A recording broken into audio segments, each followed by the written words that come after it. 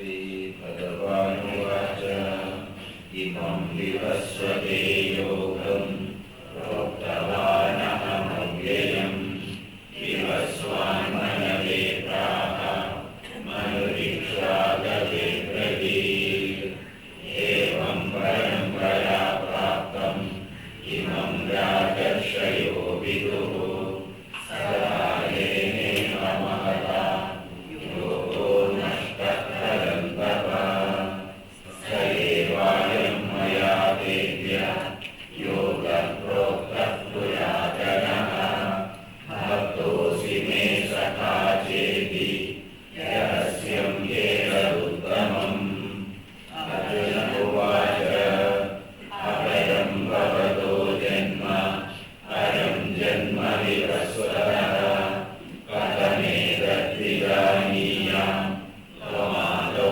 प्रोक्तवानिति श्रीभगवानुवाच बहूनि मे व्यतीतानि जन्मानि तव चार्जुन तान्यहं वेद सर्वाणि न त्वं वेत्त परन्तप अजोऽपि सन्नव्ययात्मा भूतानामीश्वरोऽपि सन् प्रकृतिं स्वामधिष्ठाय सम्भवाम्यहममायया यदा यदा हि धर्मस्य ग्लानिर्भवति भारत अभ्युत्थानमधर्मस्य तदात्मानं सृजाम्यहम् परित्राणाय साधूनां विनाशाय च दुष्कृतां धर्मसंस्थापनार्थाय सम्भवामि युगे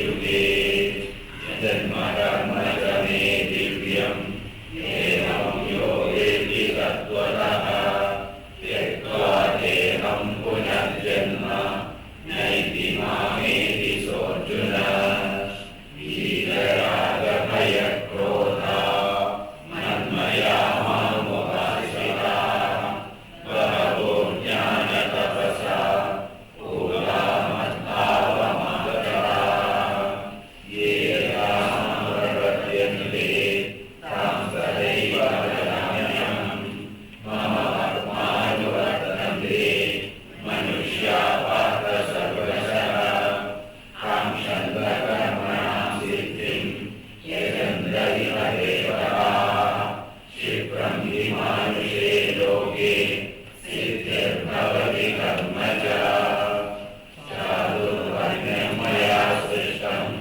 गुणकर्मविभागशः तस्य कर्तारमपि मां विद्यकर्तारमव्ययम् न मां कर्माणि लिम्पन्ति न मे कर्मफले स्पृहा इति मां यो विजानाति कर्मभिर्न स बध्यते एवं ज्ञात्वा कृतं कर्म पूर्वैर्मुमुक्षुभिः कुरु कर्मैव तस्माद्त्वं पूर्वतरं कृतम् किं कर्म किमकर्मेति कामयोग्यक्रमोहितः तत्ते कर्म प्रवक्ष्यामि यज्ञात्वा मोक्ष्यसे शुभात् कर्मणो यदि बोद्धव्यं च विकर्मणः अकर्मणश्च बोद्धव्यं गहना कर्मणो यदि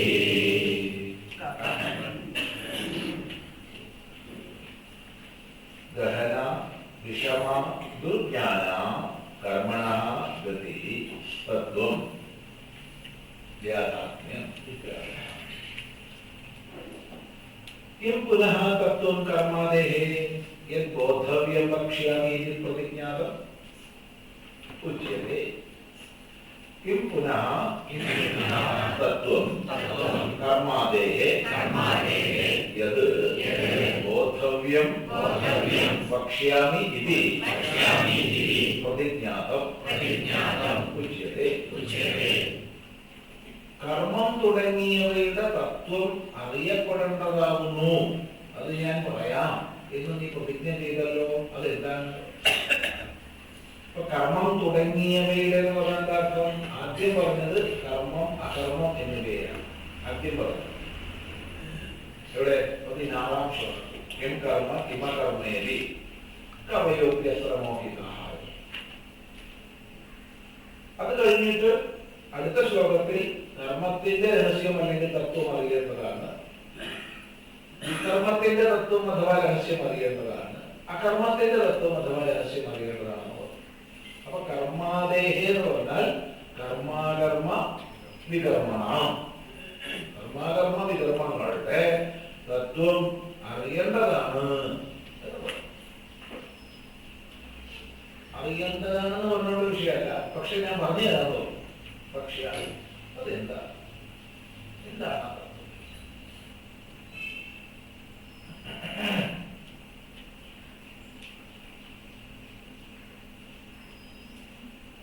ഭഗവത്ഗീത ഗീത ഉടനീളം വേദാന്തത്തിന്റെ സാരമാണ്.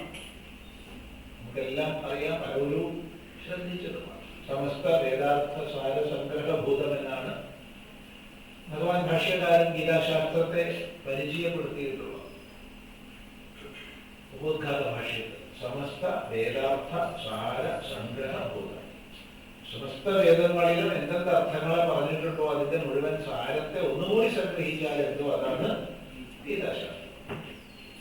ഇപ്പൊ ഗീത മൊത്തത്തിൽ 18 അധ്യായങ്ങളിലൂടെ ചെയ്യുന്നത് വേദാന്ത സാരത്തെ നമുക്ക് മുമ്പിൽ അവതരിപ്പിക്കുക എന്നുള്ളതാണ്. എന്നാൽ ഒരു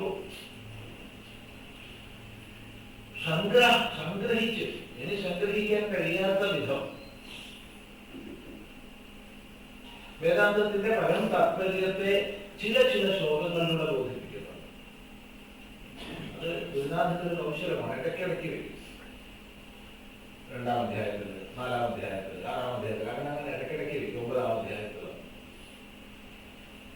അപ്പൊ മൊത്തം സാരം കിട്ടുന്നതായ ജിജ്ഞാസുവിന് സാരസംഗ്രഹം ചെറിയ കഥകൾക്ക് ഒരു അഭ്യാസത്തിന്റെ ഫലമുണ്ടാവും. അങ്ങനെയുള്ള ചില ശ്ലോകങ്ങളിൽ ഒന്നാണ് ഈ ശ്ലോകം. ശരിക്കും അവസാനത്വാത് ബ്രഹ്മവിജ്ഞാനസ്യാന്നൊക്കെ പറയുന്നത്. ബ്രഹ്മവിജ്ഞാനത്തിന്റെ പരമാവധി സ്വാനുഭൂതിയാണ്. ആ സ്വാനുഭൂതിയുടെ തലത്തെ തന്നെ ശരിക്കും ശ്രദ്ധിച്ചാൽ മനസ്സിലാക്കിപ്പിക്കുന്ന ഒരു ശ്ലോകമാണ്. നോക്കൂ, കർമ്മണ്യകർമ്മയ പശ്യേത് അകർമ്മണി ച കർമ്മയഃ സ ബുദ്ധിമാൻ മനുഷ്യേഷു സയുക്ത കൃത്സ്ന കർമ്മകൃത്. കർമ്മണ്യകർമ്മയ പശ്യേത് അകർമ്മണി ച കർമ്മയഃ സ ബുദ്ധിമാൻ മനുഷ്യേഷു സയുക്തഃ കൃത്സ്ന കർമ്മകൃത്.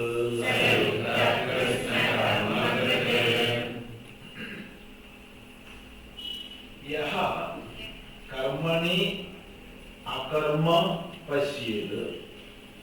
യാതൊരാൾ ആരാണ് കർമ്മത്തിൽ അകർമ്മത്തെ കാണുന്നുവോ?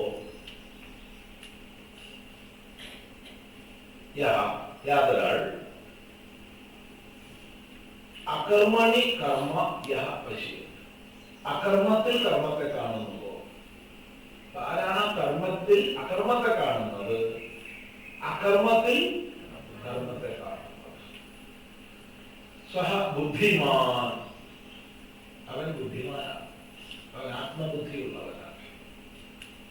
ഇവിടെ മനുഷ്യേഷു, മനുഷ്യാനാണ് മധ്യേ, മനുഷ്യന്മാരുടെ കൂട്ടത്തിൽ അവനാണ് ബുദ്ധിമാൻ. സയുക്ത, അവൻ യുക്തനാണ്. അവൻ ചേർന്നവനാണ്, തന്നോട് ചേർന്നവനാണ്. അവൻ സമാഹിതനാണ്. സർവോപരി സഹ കൃത്സ്നകർമ്മകൃത്, ചെയ്യാനുള്ളതെല്ലാം ചെയ്തു കഴിഞ്ഞവനാണ്, കൃതാർത്ഥനാണ്. ആർക്ക് ഈ ഒരു ദർശനമുണ്ടോ,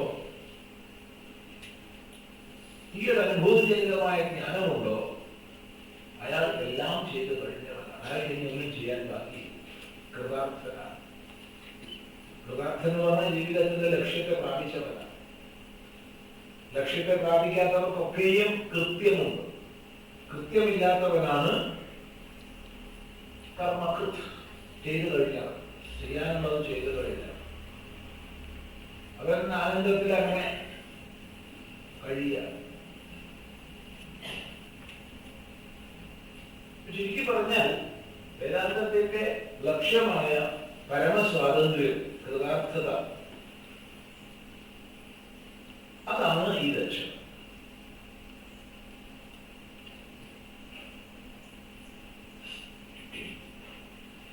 ഇത് വ്യാഖ്യാനിച്ചാൽ തീർക്കാവുന്ന ശ്ലോകമല്ല, വ്യാഖ്യാനിക്കാൻ പറ്റില്ല അർത്ഥത്തിൽ.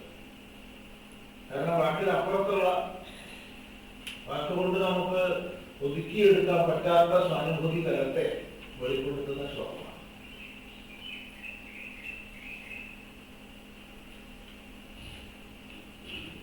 ഇത് പറയുമ്പോ ഈ ശ്ലോകം എപ്പോ ഓർക്കുന്നുണ്ട് അപ്പോഴൊക്കെ മനസ്സിൽ വരുന്ന ഒരു ചിത്രം, എപ്പോഴും നിരന്തരം സജ്ജനങ്ങളുമായിട്ട് പങ്കുവയ്ക്കാറ്. എത്ര പങ്കുവച്ചാലും മതിയാകും. നമ്മള് സന്യാസത്തിന് മുമ്പുള്ള കാലമാണ്. അങ്ങനെ തല്ലി നടക്കുന്ന കാലം. ലക്ഷ്യമൊന്നുമില്ല, അങ്ങനെ അങ്ങനെ സഞ്ചരിച്ച് ഡൽഹി റെയിൽവേ സ്റ്റേഷനിൽ എത്തിയതാണ്.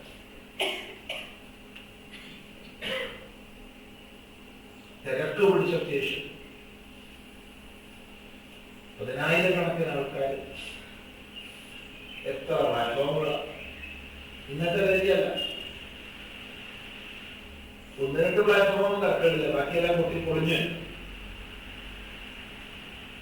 നിറയെ സിമന്റ് ബെഞ്ചുകളുണ്ട്. ഇന്നത്തെ രീതിയല്ല.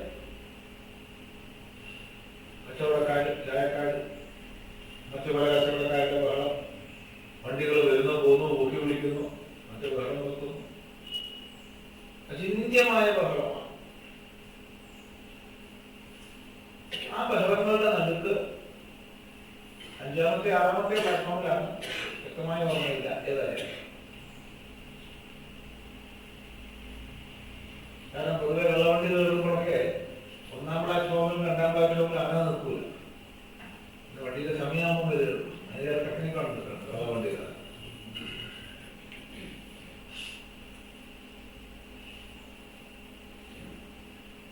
അവിടെ ഒരു സിമന്റ് ബെഞ്ചിൽ ഒരു മഹാത്മാവ് ഇരിക്കുന്ന കാഷായ വസ്ത്രധാരിയാണ്. അങ്ങേയറ്റം പ്രകാശമാനമായ മുഖം.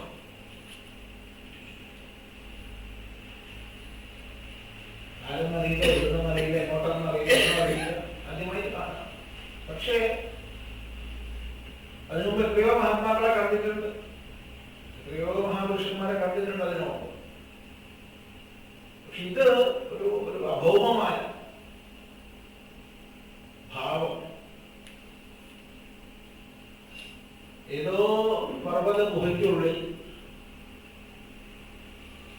ഒരു ജനസമ്പാദവും ഇല്ലാത്തടത്ത് ഏകാന്ത ധ്യാനത്തിൽ മുഴുകിയിരിക്കുന്ന മുഖം. എവിടെ? ഈ ബഹളത്തിന്റെ നടക്കും. അറിയാതെ പോയി നമസ്കരിച്ചു. അറിഞ്ഞ് നമസ്കരിക്കല്ല, അറിയാതെ പോയി ദീർഘദണ്ഡ നമസ്കാരം ചെയ്തു. അപ്പൊ അദ്ദേഹം മുഖത്ത് നോക്കി വളരെ പതിയ ശബ്ദത്തിൽ പറഞ്ഞു, കർമ്മണ്യ അകർമ്മയ പശ്യേത് അകർമ്മണി ച കർമ്മയ സ ബുദ്ധിമാൻ മനുഷ്യേഷു സയുക്ത കൃഷ്ണകർമ്മ. നമസ്കാരം നോക്കി ഒന്നും വേണ്ടിയിട്ടില്ല. നിങ്ങളെ നമസ്കരിച്ചു. കൂടെ നിൽക്കാൻ തോന്നിയിട്ടില്ല, കൂടെ നിൽക്കാൻ ചോദിച്ചിട്ടുമില്ല, കൂടെ നിൽക്കണമെന്നും തോന്നിയിട്ടില്ല. പക്ഷെ ദീർഘദണ്ഡ നമസ്കാരം ചെയ്ത് അവിടെ നമ്മൾ നടന്നു. അങ്ങനെ ശേഷം തന്നെ ഞാൻ കഴിച്ചു കൂട്ടിയത് ഓർമ്മ.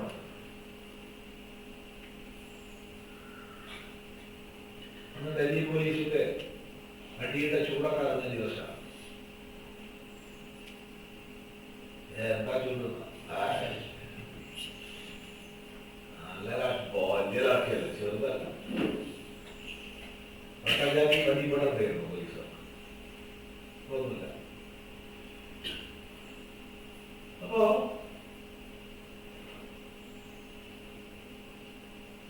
കർമ്മത്തിൽ ആരാണോ അകർമ്മപ്പെട്ടത്,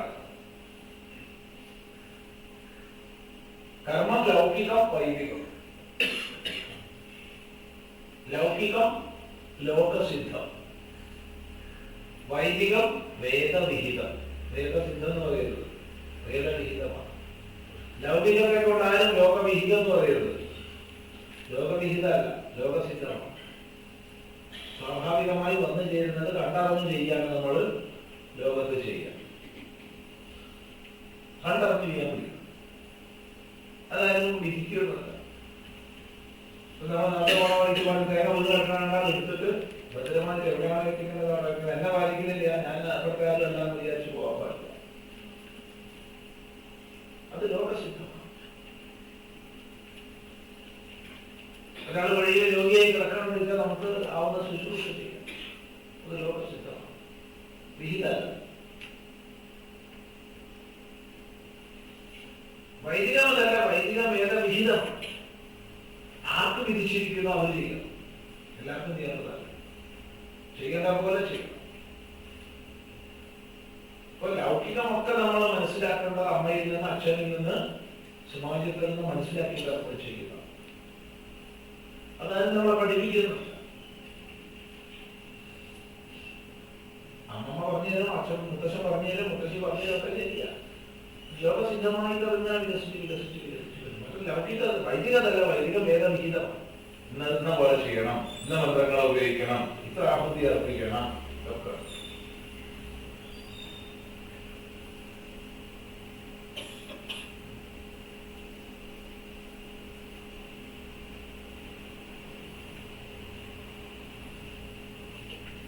ഇത്തരം കർമ്മങ്ങളിൽ വൈദികം പറയാൻ നിത്യം, നൈമിത്തികം, സാമ്യം, പ്രായശ്ചിത്തം എന്ന് നമുക്ക് വീണ്ടും തിരിക്കാം. നിത്യ, നൈമിത്തിക, സാമ്യ, പ്രായശ്ചിത്തങ്ങൾ, ഇതാണ് വൈദിക കർമ്മം. നിത്യവും ചെയ്യേണ്ടത്, ഒരു കാരണവശാലും ഒഴിവാക്കാൻ പാടില്ലാത്തത്. അപ്പൊ അത് വേണമെങ്കിൽ നമുക്ക് പഞ്ചമഹായജ്ഞങ്ങളെന്നൊക്കെ വിപുലീകരിച്ച് പറയാം. പിതൃയജ്ഞവും, ദൈവയജ്ഞവും, ബ്രഹ്മയജ്ഞവും, ഭൂതയജ്ഞവും, മനുഷ്യയജ്ഞവും, 5 യജ്ഞങ്ങളാണ് പറയാം. അതുപോലെ നൈമിത്തിക കർമ്മങ്ങൾ, നൈമിത്തിക കർമ്മങ്ങൾ വേണമെങ്കിൽ ഷോഡശ സംസ്കാരങ്ങളൊക്കെ പറയാം. ഗർഭാധാനം മുതൽ അന്ത്യേഷ്ടി വരെയും ഗർഭാധാനവും, വംശവനവും, ശ്രീമന്തോന്നയനവും, ജാതകർമ്മവും, നിഷ്ക്രമണവും, നാമകരണവും, അന്നപ്രാശവും, കേശസംസ്കാരവും, ഉപനയനവും, വേദാരംഭവും, സമാവർത്തനവും, വിവാഹവും, ഗൃഹസ്ഥാശ്രമ പ്രവേശ സംസ്കാരവും, വാനപ്രസ്ഥാശ്രമ പ്രവേശ സംസ്കാരവും, സന്യാസ സംസ്കാരവും, അന്ത്യേഷ്ടി.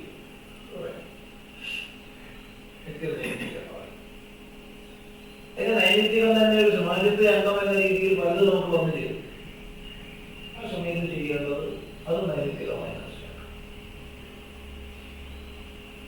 പിന്നെ കാമ്യങ്ങളാണ്, കാമനാപ്രാപ്തികൾ. കാമനാപ്രാപ്തികൾ എല്ലാവരും ചെയ്യേണ്ട ആവശ്യമില്ല, കാമനുള്ളവർ ചെയ്താൽ മതി.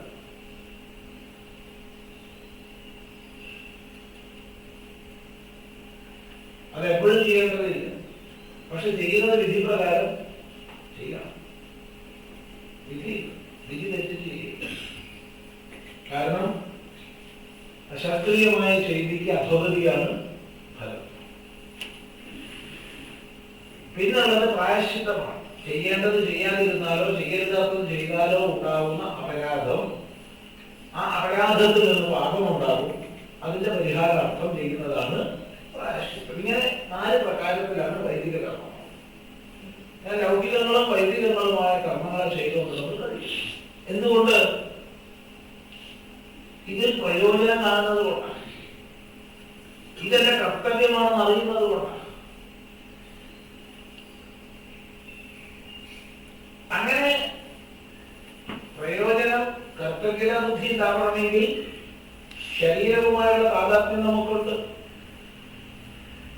ഈ ദേഹം തന്നെയാണ് ഞാൻ, അല്ലെങ്കിൽ ഈ ദേഹത്തോടു കൂടി ലോകത്തിൽ ജീവിക്കുമ്പോൾ എനിക്ക് ഇന്ന കർമ്മങ്ങളുണ്ട്, ഇന്ന കർത്തവ്യമാണെന്ന ബോധമുണ്ട്, കർത്തവ്യതാബോധമുണ്ട്.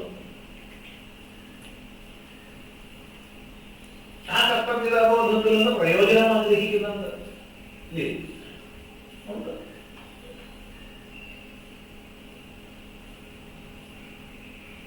ഈ കർത്തവ്യതാബോധത്തോടു കൂടി തന്നെ കർമ്മത്തിൽ ഞാൻ അധികാരിയാണെന്ന ഭാവന വേണം.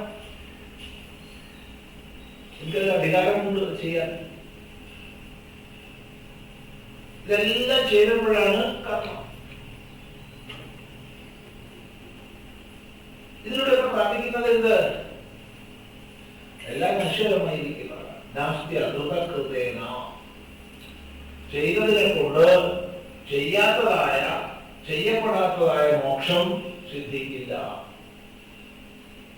ചെയ്തതെല്ലാം, ചെയ്യുന്നതിനെ കൊണ്ടെല്ലാം താൽക്കാലികങ്ങളായ പ്രയോജനങ്ങൾ മാത്രമേ ഉള്ളൂ.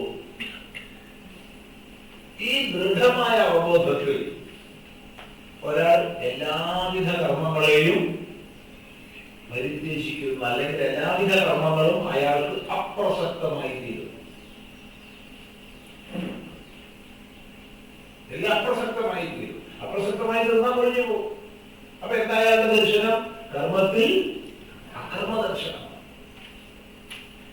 ഇതെന്റെ കർത്തവ്യമാണ്, ഇതെന്റെ കർമ്മമാണെന്ന കാഴ്ചപ്പാടോടുകൂടി നെട്ടോട്ടം ഓടുന്ന ഒരു സമൂഹത്തിന് മുമ്പിൽ ഇയാൾ അതിനെ എല്ലാം അക്രമമായി കാണും. തന്നെ ബാധിക്കുന്നില്ല, തന്നെ സംബന്ധിച്ചതില്ല.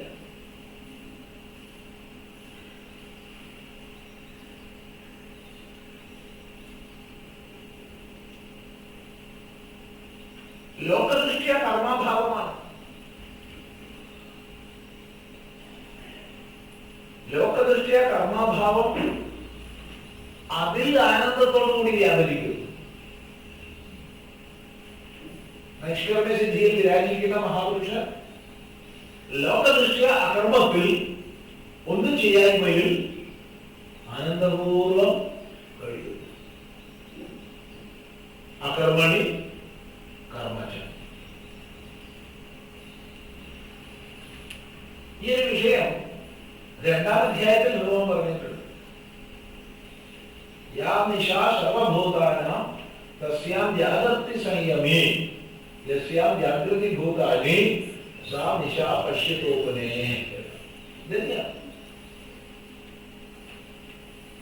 എല്ലാ ജീവജാലങ്ങൾക്കും ഏതാണോ രാത്രി പ്രവൃത്തി അഭാവം, അത് മുനിക്ക് പകലാണ്, പ്രവൃത്തിയാണ്. ഏതാണ് മുനിക്ക് പ്രവൃത്തി അഭാവം, രാത്രി, അത് മറ്റെല്ലാ ജീവജാലങ്ങൾക്കും പകലാണ്. എന്തിനു പിന്നാലെ നമ്മൾ നെട്ടോട്ടം കൊണ്ടുവന്ന് ലൗകികവും വൈദികവുമായ കർമ്മങ്ങൾക്ക് പിന്നാലെ അത് മുഴുവൻ അപ്രസക്തമായി ഒഴിഞ്ഞു പോയിരിക്കുകയാണ്. അതാണ് പാരമാർത്ഥികമായ സന്യാസ നിഷ്ഠ. അത് കാടിയെടുത്തോ മുട്ട പഠിച്ചോ പോയതനുസരിച്ചല്ല, പാരമാർത്ഥിക സന്യാസ നിഷ്ഠ.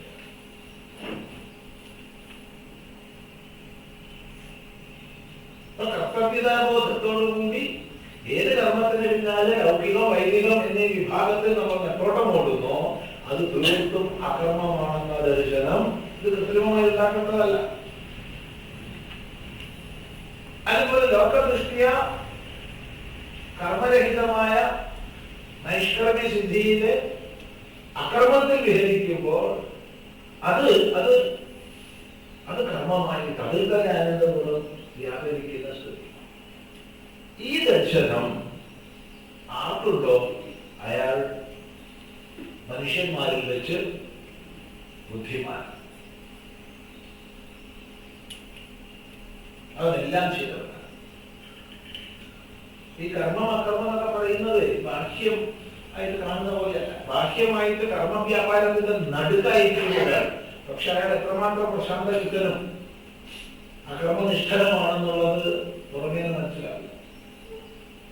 അഥവാ ഒരാൾ ബാഹ്യമായി അർത്ഥമേ നേരത്തെ പറഞ്ഞ ബന്ധമില്ലാത്ത അർത്ഥം ഇപ്പൊ പറയണം.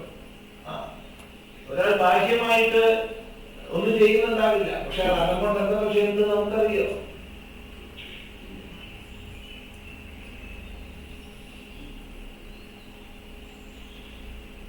ഒരു ദൃഷ്ടിയിൽ നോക്കിക്കഴിഞ്ഞാൽ ആ കർമ്മഭാവമാണ് ലോകത്തിലുള്ളത്.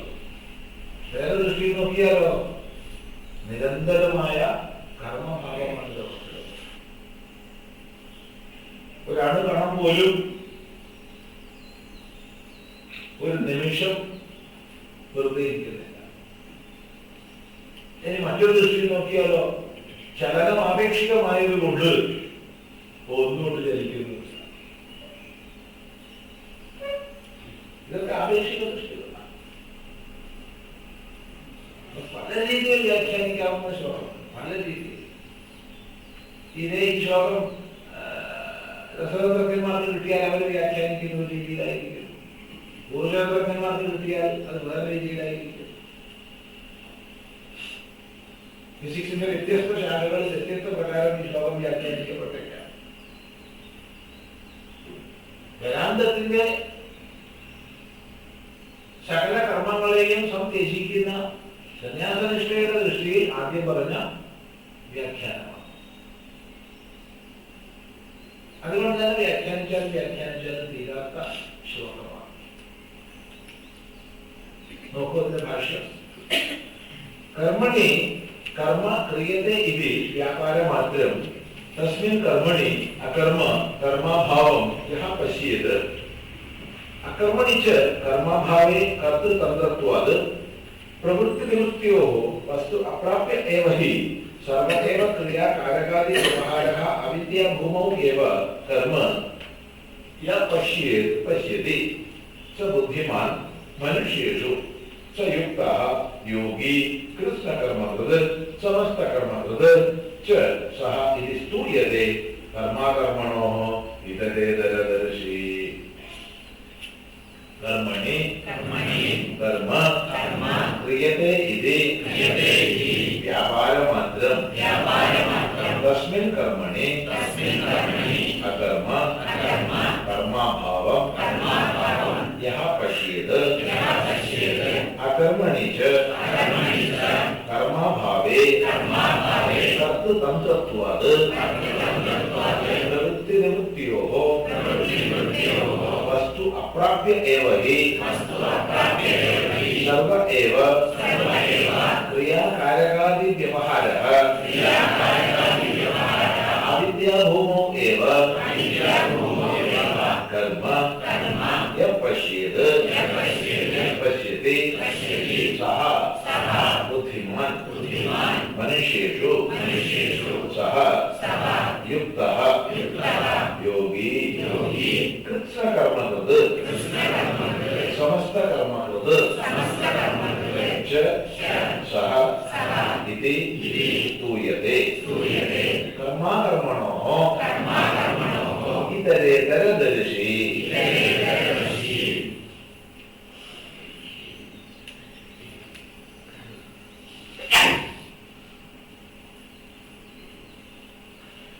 कर्मणि अकर्म या पश्य कर्मത്തിൽ അകർമ്മത്തെ യാതൊരാൾ കാണുന്നുവോ. കർമ്മം എന്നാൽ ഇവിടെ ഭാഷ്യകാരൻ പറയുന്ന അർത്ഥം പല അർത്ഥങ്ങളുണ്ട്. ഇവിടെ ഭാഷ്യകാരൻ പറയുന്ന അർത്ഥം വ്യാപാരം മാത്രം ചെയ്യാത്തത്. അത് നമ്മുടെ ലൗകികവും വൈദികവും ഒക്കെ വരുന്നത് വ്യാപാരങ്ങളല്ല, വ്യാപാരം മാത്രം. ക്രിയതേ ചെയ്യപ്പെടുന്നു, ചെയ്യുന്നു എന്നുള്ളതാണ് കർമ്മം. ചെയ്യുന്നത് വ്യാപാരമാണ്. വ്യാപരിക്കുന്നത് ഇന്ദ്രിയങ്ങളെ കൊണ്ട്, മനസ്സിനെ കൊണ്ട്, ബുദ്ധിയെ കൊണ്ട്, ദേഹാന്തങ്ങളെ കൊണ്ട് അവർ വ്യാപരിക്കും. ഒരു വ്യാപാരത്തിലേക്ക് വേറെ വ്യാപാരം ഉണ്ടാവും, അതിലേക്ക് വേറെ വ്യാപാരം. നഹി ദേഹഭൃതാ ശക്യം ത്യക്തം കർമാണി അശേഷതഃ. ശരീരബോധമുള്ളവർക്ക് കർമ്മങ്ങളെ പൂർണ്ണമായി ഉപേക്ഷിക്കാൻ അസാധ്യമാണ്. ഒന്നല്ലെങ്കിൽ മറ്റൊന്ന് ചെയ്തുകൊണ്ടിരിക്കും, എന്തെങ്കിലും ഒന്ന് ചെയ്യും. ആ ഒരു വ്യാപാരം മാത്രമാണ് ഇവിടെ കർമ്മം. ആ കർമ്മത്തിൽ കർമ്മണി തസ്മിൻ കർമ്മണി അകർമ്മ കർമാഭാവം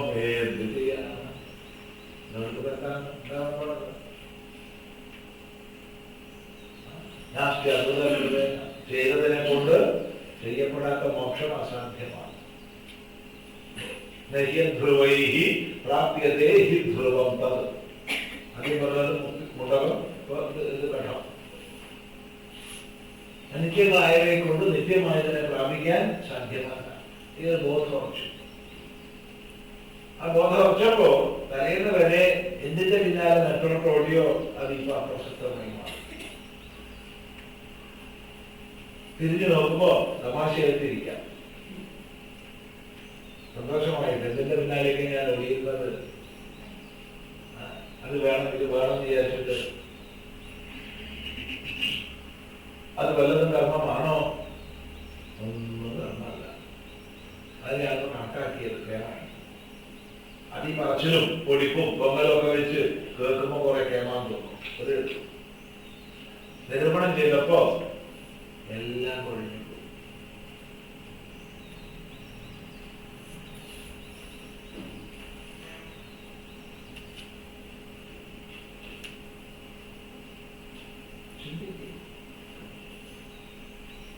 ലൗകികം വൈദികം രണ്ടും. ലൗകികത്തിൽ ഓരോന്നോരോന്നും വലിയ പൊരുത്ത് നമ്മളൊക്കെ വെച്ചിട്ട് അങ്ങനെയാവും മറ്റതാവും കേമായിട്ട് നല്ല വർണ്ണചിത്രങ്ങളാണ് അമ്മ തന്നത്, അച്ഛൻ തന്നത്, കൂട്ടുകാർ തന്നത്, നാട്ടുകാർ തന്നത്. ആ വർണ്ണചിത്രങ്ങളൊക്കെ കണ്ടപ്പോ കേമാൻ തോന്നി. പക്ഷെ ഓരോ നിരൂപണം ചെയ്യുമ്പോൾ മനസ്സിലായി നിർപാതേ പതേ തുച്ഛബുദ്ധിയ. ചക്രവർത്തി തുടങ്ങിയ പദത്തിൽ പോലും തുച്ഛബുദ്ധി പറഞ്ഞു. തുച്ഛബുദ്ധി പറഞ്ഞാൽ നിന്ദിക്കല്ല കേട്ടോ, മലയാളത്തിലെ തുച്ഛങ്ങളല്ല, അത്രേ ഉള്ളൂ. നിസ്സാരതാബോധം സാരല്ലോ എന്ന് മനസ്സിലായി. സംസാരമേവ നിസ്സാരം ദൃഷ്ട. ഈ സംസാരത്തെ മുഴുവൻ നിസ്സാരമായി കണ്ടു. അപ്പൊ പിന്നെ എവിടെയാ സാരമുള്ള അന്വേഷണം? സാര വിദൃക്ഷയ, സാരത്തെ കാണുവാനുള്ള ഇച്ഛ കൊണ്ട് പ്രബുദ്ധി സന്യസിക്കുന്നു. വലിയ സാരമുണ്ട് പേരിട്ടു. സംസാരം നല്ലപോലെ സാരത്തോട് കൂടിയിരുന്ന പേര്.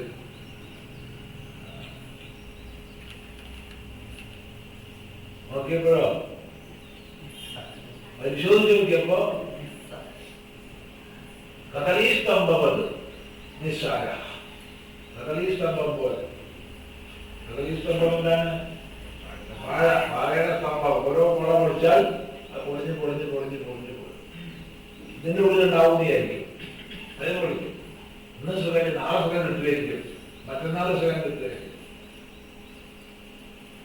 അവളെ കൊണ്ട് സുഖമില്ല, അവളെ കൊണ്ട് സുഖം കിട്ടുമായിരിക്കും, അവളെ കൊണ്ട് സുഖമില്ല, മറ്റവളെ കൊണ്ട് കിട്ടുമായിരിക്കും, മറ്റവളെ കൊണ്ട് കിട്ടുമായിരിക്കും. ഇങ്ങനെ അന്വേഷിച്ച് പോവാൻ. ഇത് കുഞ്ഞിച്ചതുകൊണ്ട് പോരാ, എന്നാ പിന്നെ അതുകൊണ്ട് മിക്സിയിൽ കുഴിച്ചാൽ എങ്ങനെ ഉണ്ടാവും? ഇങ്ങനെ പല കോക്ടെയിലുകൾ ഉപയോഗിക്കും. അത്രയുള്ളൂ.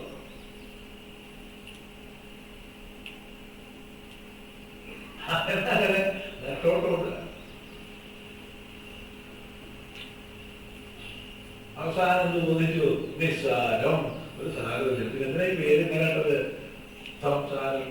അത് അങ്ങനെയല്ല. അത് കുടിലായ ഗതവുണ്ടായതാണ്. ഗതി കുടില ഗതിയോട് കൂടിയിടണം. അങ്ങനെയായി പോയി. എന്ത് ചെയ്യും?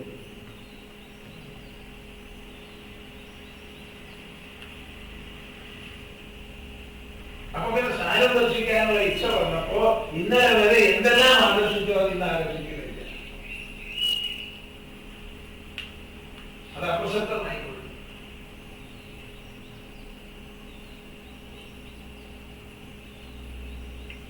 അതെന്തായി? കർമ്മണി അകർമ്മ.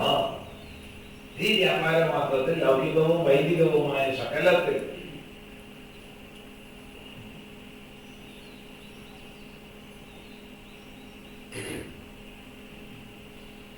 വളരെ പ്രായമാകുമ്പോ എന്തായാലും കല്യാണം കഴിച്ച് മതിയാവും. എന്തിനാണ് കല്യാണം കഴിക്കുന്നത്? ജീവിതത്തിൽ സുഖകരമായ ജീവിതം എന്ന് പറഞ്ഞാൽ അതാണ്. ഒരു സെക്യൂരിറ്റി എന്ന് പറഞ്ഞാൽ അതാണ്. പങ്കുവയ്ക്കലാണ്. അപ്പൊ എവർ നോക്കിയപ്പോഴോ ദിവസം എവർ തമ്മിൽ പഠിക്കണം. അടിയോടെ ഇതാണോ അമ്മയെ സുഖം? ഇതിൽ സുഖം കണ്ടെത്തണം. ഇതില്ലാണ്ടാണ് സുഖം കിട്ടിച്ചാൽ പിന്നെ എന്തിനാ അതിന്? ഓരോന്നും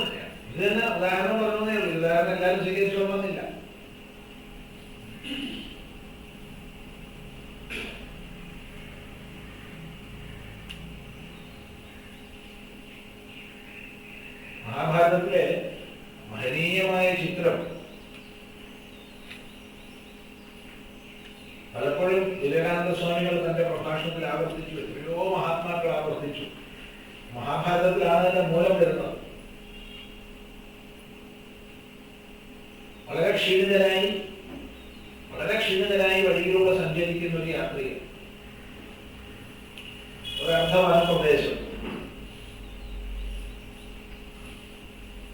അവിടെയാണ് ഒരു കടുവ ഇയാളെ ഓടിക്കുന്നു. കടുവ ഇയാളെ തിന്നാൻ വേണ്ടിയാണ്. ഇയാൾ ജീവനം കൊണ്ട് ഓടുക.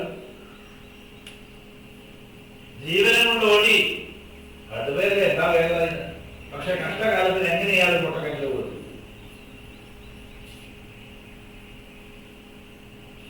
വീണ സമയത്ത് അഗാധമായ ആഴമാണ്. എങ്ങനെ ഒരു വഴിയിൽ കൊടുത്തത്? അയാൾ ഭാഗ്യത്തിന് അതിൽ മുറുക്കം പിടിച്ചു. മുകളിലേക്ക് നോക്കിയപ്പോ വാ വളർന്ന നാവ് നിർത്തിയിട്ട് കടുവങ്ങനെ നിൽക്കുക. അത് ഇറങ്ങാനുള്ള വഴി എന്താക്കാൻ നോക്കുന്നുണ്ട്. ഇറങ്ങാൻ പറ്റില്ല, നല്ല പരിശ്രമിക്കും. ഇറങ്ങി നല്ല ശക്തമാണ്. അപ്പോഴാണ് ഇയാൾ പേടിയിൽ താഴത്തേക്ക് നോക്കുന്നത്. താഴത്തേക്ക് നോക്കിയപ്പോ മണം വിടർത്തി സർപ്പമുണ്ട്. ഉള്ള ശക്തി മുഴുവൻ കൊടുത്തിട്ട് പിടിക്കുക. കൈ വേദനയാവും.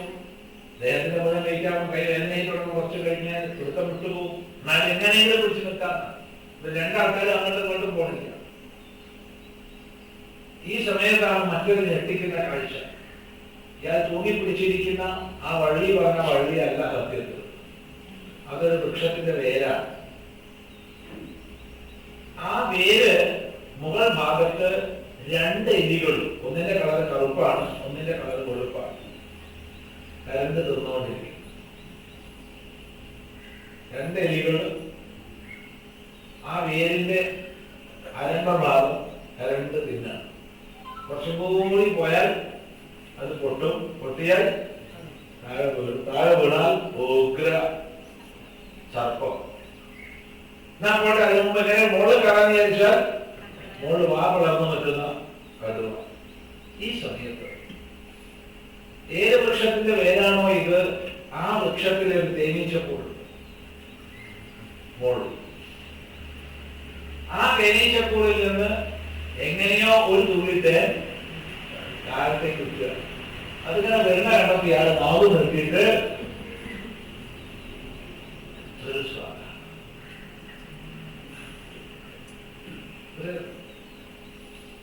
എന്തൊരു സ്വാദം, എന്തൊരു സുഖാവേ. അറിയുള്ളൂ ഞാൻ പരമാർത്ഥം. അപ്പോഴാണ് പണ്ട് കത്തെഴുതുമ്പോൾ ആദ്യം എഴുതും. കത്തില്ലാത്തതുകൊണ്ട് അറിയില്ല. പ്രിയപ്പെട്ട അച്ഛന് ഇവിടെ സുഖം തന്നെ, അവിടെയും സുഖം എന്ന് രണ്ടും ഇല്ലാന്നുള്ള അറിയാം. എഴുതുന്നതിനറിയാം ഇവിടെ വലിയ സുഖമൊന്നുമില്ല, അവിടെ ഒട്ടും സുഖമില്ലാതെ അറിയാം. അങ്ങനെയാണെന്ന് എഴുതാൻ പറ്റുമോ? ഇതാണ് ലോകം. കർമ്മണി അകർമ്മ. ഇതിനാണ് ഇപ്പൊ ഇത്രയും പടാപാടുപെടുന്നത്. ഇത് വളരെ പ്രതീകാത്മകമാണെന്നാണ് ഈ വിവാഹ ചടങ്ങിൽ വെച്ചിട്ടുള്ളത്.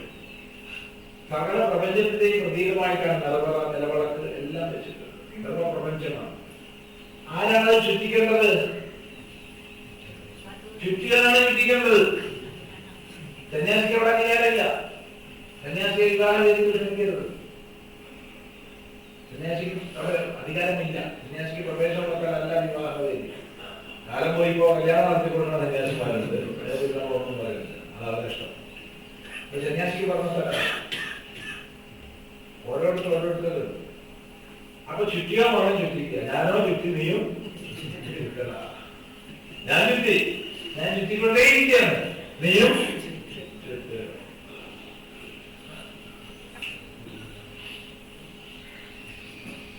കർമ്മണി അകർമ്മ. ഇതിനാണ് അമ്മ എത്രയൊക്കെ പറഞ്ഞിരുന്നത്. അതാണ് ലോക സ്വഭാവം. അതാണ് ലോക സ്വഭാവം.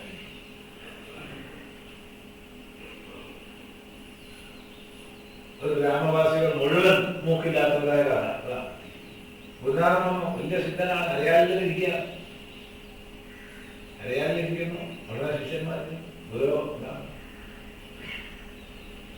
ആനന്ദ ദശാമുഖത്തിൽ അങ്ങനെ വിഹരിക്കുന്ന മഹാപുരുഷനാണ്. അവസാനം ഞങ്ങൾക്കും ഈ ആനന്ദം തരണം. അങ്ങനെ ആനന്ദം അങ്ങനെ വരാൻ പറ്റില്ല. ദീക്ഷ സ്വീകരിക്കണം.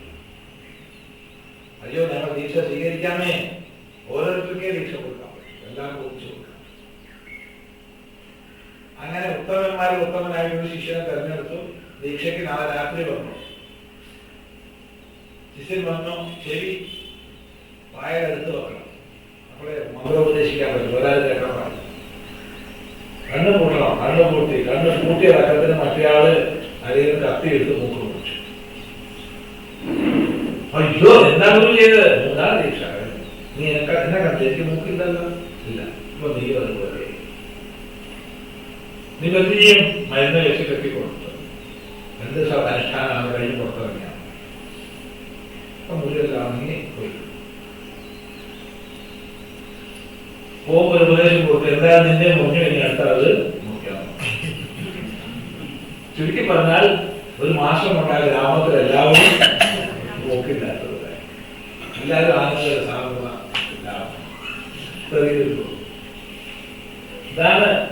ഇതാണ് കേമായിട്ട് അതാണ് ഇതാണ് മറ്റതാണ് അത് കിട്ടിയ അങ്ങനെയാണ് ഇത് കിട്ടിയ അങ്ങനെയാണെന്നൊക്കെ പറഞ്ഞ് നടക്കണം.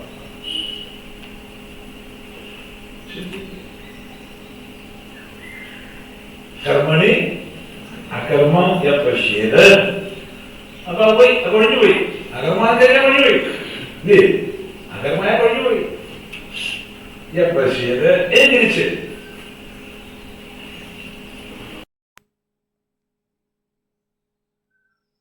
അകർമ്മണിച്ച കർമാഭാവേ കർത്തൃതന്ത്രത്വാത് പ്രവൃത്തി നിവൃത്യോ വസ്തു അപ്രാപ്യേവ ഹി സർവയേവ ക്രിയാകാരകാദി വ്യവഹാരഃ അവിദ്യാഭൂമൗ ഏവ കർമ്മ പശ്യേത്.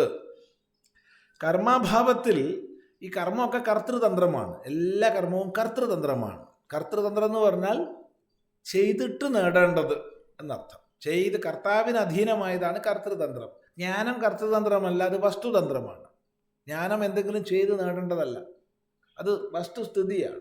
ആ വസ്തുസ്ഥിതിയെ നമ്മൾ തിരിച്ചറിയുന്നു. എന്തെങ്കിലും ചെയ്തത് കൊണ്ട് അറിയുന്നില്ല. നീ ശ്രവണം ചെയ്തോളൂ, 30 പ്രാവശ്യം ശ്രവണം ചെയ്തോളൂ, ജ്ഞാനം ഉണ്ടാവും എന്ന് ആർക്കും പറയാൻ പറ്റില്ല. നീ ശ്രവണ മനന നിധിധ്യാസങ്ങളെ ചെയ്തോളൂ, ജ്ഞാനം ഉണ്ടാവും എന്ന് പറയാൻ പറ്റില്ല. അത് ജ്ഞാനമാർഗമാണെന്നേ പറയാൻ പറ്റൂ. ജ്ഞാനം സ്വരൂപമാണ്. ആ സ്വരൂപം ആവരണം നീങ്ങി സ്വയം ബോധിക്കുന്നു. വസ്തുതന്ത്രമാണ്.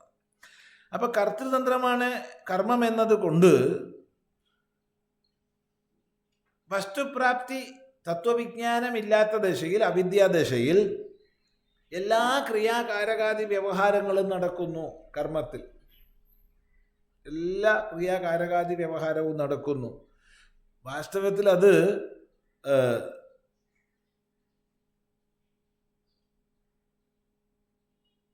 അവിദ്യാഭൂമൗ ഏവ കർമ്മ. അവിദ്യാഭൂമിയിൽ തന്നെയാണ് സകല കർമ്മങ്ങൾ. ഈ ഒരു ദൃഢമായ അവബോധം ആർക്കുണ്ടോ സ ബുദ്ധിമാൻ മനുഷ്യേഷു, അവൻ മനുഷ്യന്മാരിൽ വെച്ച് ബുദ്ധിയുള്ളവനാണ്. അവനാണ് ആത്മബുദ്ധി. അവനാണ് വേദാന്തത്തിൻ്റെ സാരം ഗ്രഹിച്ചിട്ടുള്ള ആള്. സ യുക്ത യോഗി, അവൻ യുക്തനാണ്, യോഗിയാണ്. സ കൃത്സ്നകർമ്മകൃത്, അവൻ ചെയ്യാനുള്ളതെല്ലാം ചെയ്തു കഴിഞ്ഞവനാണ്. അവനിനി കർത്തവ്യം ബാക്കിയില്ല, അവൻ കൃതാർത്ഥനാണ്. ഇതാണ് ഭാഷ്യകാരൻ പറയുന്നത്. അപ്പോൾ അവിടെ ഒരു പൂർവപക്ഷം വരികയാണ്. എന്താ പൂർവപക്ഷം? നനു കിമിതം വിരുദ്ധമുച്യതേ കർമ്മണി അകർമ്മ പശ്യേതി അകർമ്മണി ച കർമ്മ ഇതി നഹി കർമ്മ അകർമ്മ സ്യാദ് അകർമ്മ വാ കർമ്മ തത്ര വിരുദ്ധം കഥം പശ്യേത് ദ്രഷ്ട. നനു കിമിതം വിരുദ്ധമുച്യതേ കർമ്മണി അകർമ്മ പശ്യേത് ഇതി അകർമ്മണി ച കർമ്മ ഇതി നഹി കർമ്മ അകർമ്മ സ്യാദ് അകർമ്മ വാ കർമ്മ തത്ര വിരുദ്ധം കഥം പശ്യേത് ദ്രഷ്ട. ഇത് പൂർവപക്ഷം ചോദിക്കുകയാണ്, ഇതെന്താ നിങ്ങൾ വിരുദ്ധം പറയണത്? ഞാൻ കേൾക്കാനിരിക്കുന്നു എന്നുള്ളത് കൊണ്ട് എന്ത് വിഡിത്തവും പറയാമെന്നാണോ? നിങ്ങളെന്താ വിരുദ്ധം പറയുന്നത്? എന്താ വിരുദ്ധം ഞാൻ പറഞ്ഞേ? കർമ്മത്തിൽ അകർമ്മം കാണുക, അകർമ്മത്തിൽ കർമ്മം കാണുക എന്ന് പറഞ്ഞാൽ വിരുദ്ധല്ലേ? കർമ്മത്തിൽ കർമ്മം കാണുക, അകർമ്മത്തിൽ അകർമ്മം കാണുക, അതാണ് ശരിയായ ദർശനം. അകർമ്മത്തിൽ അകർമ്മം കാണുക, കർമ്മത്തിൽ കർമ്മം കാണുക, അതാണ് ശരിയായ ദർശനം. നിങ്ങളിപ്പോൾ എന്താ പറഞ്ഞത്? കർമ്മത്തിൽ അകർമ്മം കാണുക, അകർമ്മത്തിൽ കർമ്മം കാണുക. ഇത് വിപരീത ദർശനമല്ലേ ഇത്? കാരണം കർമ്മം ഒരിക്കലും അകർമ്മമല്ല, അകർമ്മം ഒരിക്കലും കർമ്മമല്ല. ഒരാൾ വ്യാപാരമാണ് ചെയ്തുകൊണ്ടിരിക്കുകയാണ്, അയാൾ അകർമ്മത്തിലാണെന്ന് പറഞ്ഞാൽ എങ്ങനെയാണ് മനസ്സിലാക്കേണ്ടത്? ഒരാളൊന്നും ചെയ്യുന്നില്ല, അത് അയാൾ കർമ്മം ചെയ്യാന്ന് പറഞ്ഞാൽ എങ്ങനെയാണ് ശരിയാക്കേണ്ടത്? അതെങ്ങനെയാണത്? വിരുദ്ധം പറയരുത് നിങ്ങൾ.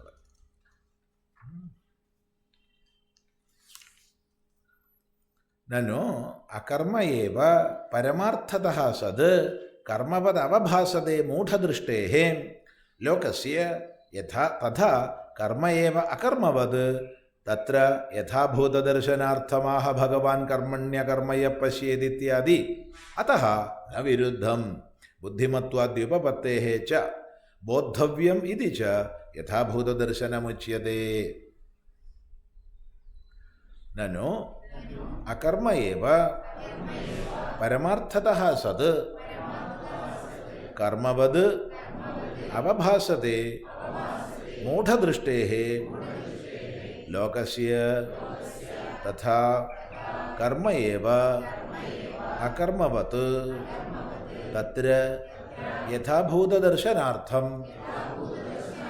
ആഹ ഭഗവാൻ കർമ്മണി അകർമ്മയ പശ്യേത്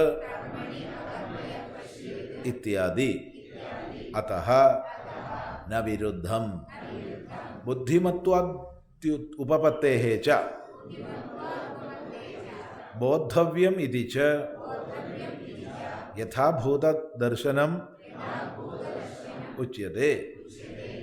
ഇരിക്കട്ടെ, അപ്പോൾ സിദ്ധാന്തി മറുപടി പറയുകയാണ്. ഇരിക്കട്ടെ, നിങ്ങൾ ചോദിച്ച ചോദ്യത്തിന് മറുപടി പറയാം. നനു എന്നുള്ളതിന് പ്രത്യേകിച്ച് അർത്ഥമില്ല കേട്ടോ. ഒരു ചർച്ച നടക്കുമ്പോൾ ശ്രദ്ധ ആകർഷിക്കാൻ വേണ്ടി പറയുന്ന ചില പദങ്ങളിൽ പെട്ടതാണ് നനു, ഊ എന്നൊക്കെ പറഞ്ഞിട്ട്. പ്രത്യേകിച്ച് അർത്ഥം പറയണ്ട, ഇരിക്കട്ടെ എന്ന് പറയാം നമുക്ക്. ഇരിക്കട്ടെ. ഇതെന്താ സംഭവം വെച്ചാൽ, വാസ്തവത്തിൽ അകർമ്മമാണ് അജ്ഞാന ദൃഷ്ടിയിൽ കർമ്മമായിട്ട് ഭാസിക്കുന്നത്. എന്തൊക്കെയോ ഉണ്ട്, എന്തൊക്കെയോ ചെയ്യാനുണ്ട് എന്നുള്ള ഭാവനയിൽ കർമ്മമാണെന്ന് പറഞ്ഞ് ലോകം നെട്ടോട്ടമോടുന്നത് വാസ്തവത്തിൽ അകർമ്മത്തിന് പിന്നാലെയാണ്. അത് തിരിച്ചറിയുന്നില്ല ലോകം.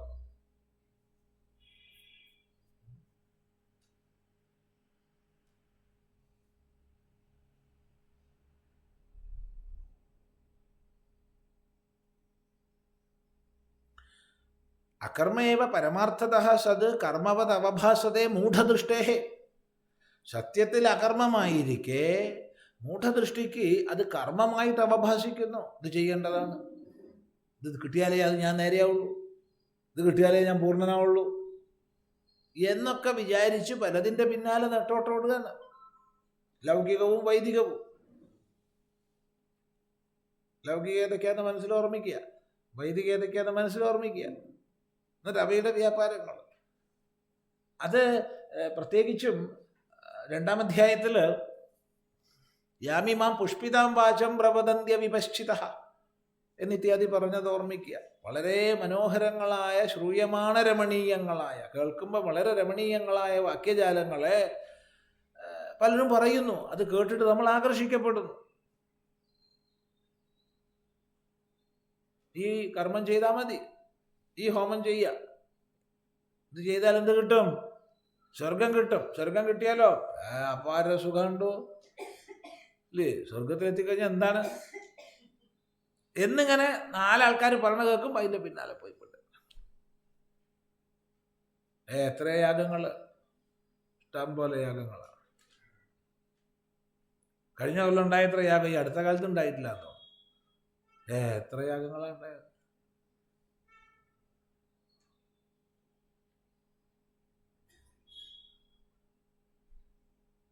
അപ്പം അത് കിട്ടും, ഇത് കിട്ടും, അങ്ങനെ കിട്ടും, ഇങ്ങനെ കിട്ടും എന്നും പറഞ്ഞ് അതിൻ്റെ പിന്നാലെ പോയി ചാടി വീഴും. കിട്ടിയവനാണോ പറഞ്ഞത്?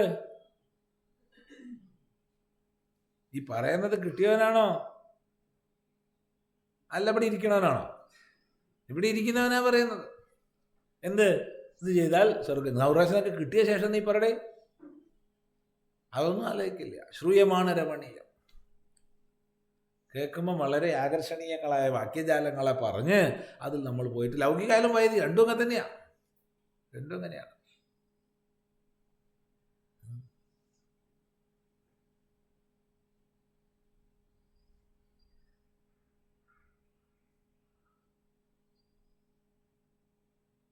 അപ്പോൾ അത് കർമ്മമാണെന്ന് മനസ്സിലാക്കി അതിനു വേണ്ടി ശ്രമിച്ച് അതിൻ്റെ പിന്നാലെ ഓടി അതിനു വേണ്ട വ്രതങ്ങളും ചിട്ടകളും പാലിച്ചാൽ ഇല്ലെങ്കിൽ പാലിക്കേണ്ടതുപോലെ അല്ലാതെ ഒക്കെ പാലിച്ച് ഇല്ലേ? അങ്ങനെയില്ലേ? രണ്ടുമില്ലേ? ഓരോ വിഡ്ഢിത്തരങ്ങളിൽ ചെന്ന് പെട്ടുകഴിഞ്ഞാൽ അതും പറയണ്ട. നല്ലൊരു സ്ഥലത്ത് യാഗത്തിന് പ്രഭാഷണം, അതിനോടനുബന്ധിച്ചൊരു പ്രഭാഷണം ക്ഷണിച്ചു. ഡയറി നോക്കിയപ്പോൾ ഒഴിവുണ്ട്, കഷ്ടകാലത്തിന് വരാമെന്നും പറഞ്ഞു. പിന്നെയാണ് മനസ്സിലാക്കണത്, എൻ്റെ ഭഗവാൻ അവിടെ പോയി കഴിഞ്ഞാൽ സംഗതി വിഷയമാണല്ലോ. ഞാനത് ചെല്ലാന്നും പറഞ്ഞു. ഇനിയിപ്പോൾ എന്താ ചെയ്യുക? പുത്രകാമേഷ്ടി അടക്കമുണ്ട്. പിന്നെയല്ലേ പുത്രകാമേഷ്ടി അടക്കമുണ്ട്. പിന്നെ വലിയ വലിയ കേമന്മാരാണ് കമ്മിറ്റിയിലൊക്കെ ഉള്ളത്. എന്താ ചെയ്യുക? പോവാതിരിക്കാനും വയ്യ, പോകാനും വയ്യ. അന്ന് അവിടെ വളരെ ദുഃഖകരമായൊരു സംഭവം നടന്നു. വളരെ വലിയൊരു ഹിംസ നടന്നു. അവിടെയല്ല, ആ ജില്ലയിൽ. അപ്പോൾ അവിടുന്ന് വിവരം വന്നു, സ്വാമി എന്തായാലും ഈ സംഘർഷസ്ഥിതിയിലേക്ക് ഇവിടെ വരണ്ട. അത് വളരെ ദുഃഖകരമാണെങ്കിലും ഈ വിഷയത്തിൽ സമാധാനമായി. ഇല്ലെങ്കിൽ നാളെ ചിദാനന്ദപുരി സ്വാമിയും പങ്കെടുത്തു പറഞ്ഞിട്ട് വരും. വലിയ പ്രശ്നമാണ്.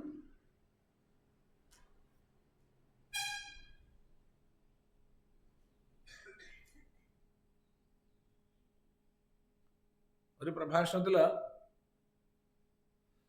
കുറേ മുമ്പ് കർമ്മത്തിൻ്റെ ഫലം 3 പ്രകാരമാണ്. ശാസ്ത്രീയമായ സകാമമായ കർമ്മത്തിന് അതത് കാമപ്രാപ്തിയാണ്. നിഷ്കാമമായ കർമാചരണം കൊണ്ട് ചിത്തശുദ്ധി നേടാൻ കഴിയും. അശാസ്ത്രീയമായ കർമ്മം കൊണ്ട് അധോഗതിയാണ് എന്നിത്യാദി പ്രസംഗിച്ചപ്പോൾ ഒരാൾ പറഞ്ഞു, സ്വാമി ആ പറഞ്ഞതിനോട് വലിയൊരു യോജിപ്പില്ല. എന്താ യോജിപ്പില്ലാണ്ട്? ഋഷിപ്രോക്തമായത് തെറ്റില്ല എന്ന് നമ്മളും പറഞ്ഞു. ഋഷിമാർ പറഞ്ഞത് തെറ്റില്ല, ഉറപ്പാണ്. അവർ തെറ്റ് പറയില്ല.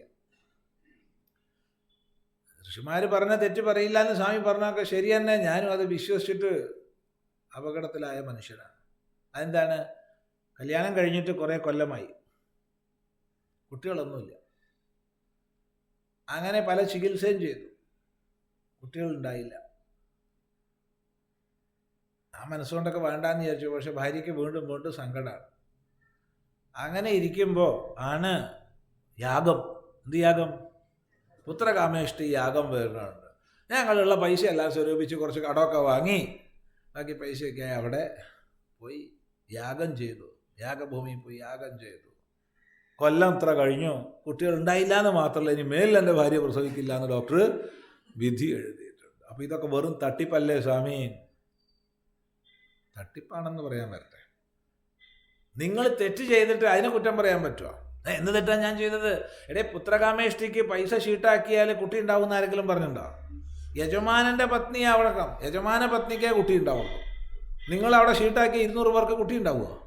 അല്ലെങ്കിൽ 200 പേര് എന്ത് ചെയ്യണം? യജമാനൻ്റെ പത്നിമാരാവണം. അത് നിങ്ങൾ ചെയ്തോ? നിങ്ങളെ പത്നിയെ അയാൾക്ക് കല്യാണം കഴിച്ചു കൊടുത്തോ? യജമാനൻ്റെ പത്നിക്ക് കുട്ടി ഉണ്ടായില്ല വെച്ചാൽ നിങ്ങൾക്ക് പറയാം പുത്രകാമേഷ്ടി തെറ്റാണ്. അല്ല സ്വാമി, അങ്ങനെയല്ലല്ലോ. അങ്ങനെയല്ല ഈ കമ്മിറ്റിക്കാർ തോന്നിയാൽ ചെയ്യാൻ നമ്മളെന്ത് ചെയ്യാനാ? ഇന്ന് നാട് മുഴുവനുണ്ട് പുത്രകാമേഷ്ടി. കഴിഞ്ഞ കൊല്ലം ഉണ്ടായി. കഴിഞ്ഞ കൊല്ലം ഉണ്ടായി. എല്ലായിടത്തും പുത്രകാമേഷ്ടിയാണ്. എന്നിട്ട് പാവങ്ങൾ 50,000 1,00,000 ഷീട്ടാക്കിയിട്ട് പോവുക. ശാസ്ത്രം ഉണ്ടാവില്ലോ നമുക്കറിയില്ല. ഉണ്ടാവുകയാണെങ്കിൽ യജമാനെ ഉണ്ടാവുള്ളൂ. അല്ലാണ്ട് നിന്റെ പത്നിക്ക് അയാൾ യജമാനായിരിക്കണ ഈ യജ്ഞത്തിൽ എങ്ങനെയാണ് നിന്റെ പത്നിക്ക് കൂട്ടിയിട്ടുണ്ടോ? എവിടെയാ പറഞ്ഞത് ഫലശ്രുതിയിൽ? ഇങ്ങനെ അശാസ്ത്രീയമായി ജനങ്ങളെ ചൂഷണം ചെയ്യാൻ വേണ്ടി ഓരോ യാഗവിശേഷങ്ങൾ ഉണ്ടാക്കി, യാഗം തെറ്റാന്നല്ല പറയണത്, ഇതിലൊക്കെ ചെന്ന് പെട്ട് അവസാനം അതിനെതിരായി വേദത്തിന് തന്നെ എതിരായിട്ട് പിന്നെ തിരിയും. എന്താ ചെയ്യാ?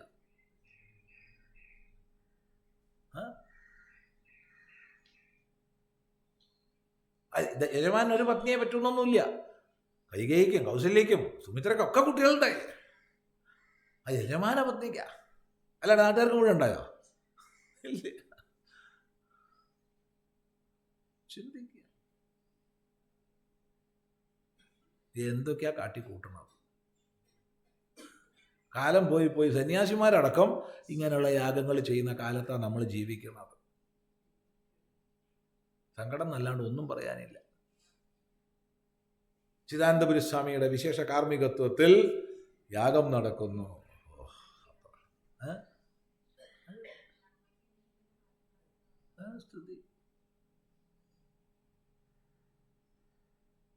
അപ്പോൾ ഇതൊക്കെയാണ് കർമ്മമാണെന്ന് മൂഢദൃഷ്ടി. അവഭാസത്തെ മൂഢദൃഷ്ടേഹേ. മൂഢദൃഷ്ടിയായ ലോകത്തിന് ഈ അകർമ്മത്തെയാണ് കർമ്മമാണെന്ന് മനസ്സിലാക്കി വെച്ചിട്ടുള്ളത്. തഥാ കർമ്മയേവ അകർമ്മവത്. അതുപോലെ കർമ്മം എന്താണോ ചെയ്യേണ്ടത് എന്താണോ അതിലോട്ട് എടാ നീ മനുഷ്യനായി ജനിച്ചില്ലേ, അതിലൊരു ഇത് വേണ്ടേ?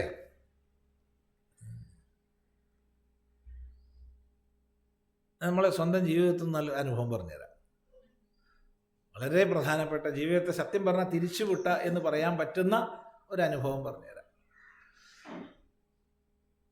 വലിയ സത്യസാക്ഷാത്കാരമൊക്കെ ഇച്ഛിച്ച് അങ്ങനെ സന്യാസമാർഗത്തിലേക്ക് ഇറങ്ങി അലഞ്ഞ് തിരിഞ്ഞ്, ചാപ്പാടുണ്ടോ ഇല്ല, വെള്ളമുണ്ടോ ഇല്ല, കിടക്കാൻ സ്ഥലമുണ്ടോ ഇല്ല, അങ്ങനെ അലയാണ്. റോഡ് സൈഡിലുള്ള പുളി ഇലകൾ, വെള്ളം, ഇതൊക്കെയാണ് ഭക്ഷണം. അങ്ങനെയൊക്കെ ആയി ഒരു ആശ്രമത്തിലെത്തി. സ്നേഹസമ്പന്നനായ സ്വാമിജി.